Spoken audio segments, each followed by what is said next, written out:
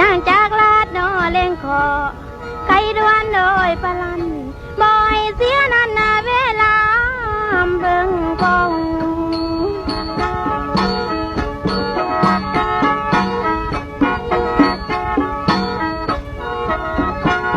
อันว่า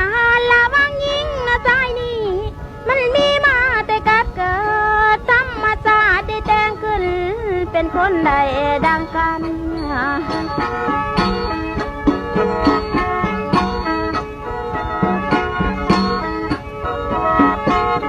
อันว่าทุกข์และโน้สิ่งนั้นประกอบส่วนโน้มเองยิ่งหรือสายก็ห่วมกันหลายดา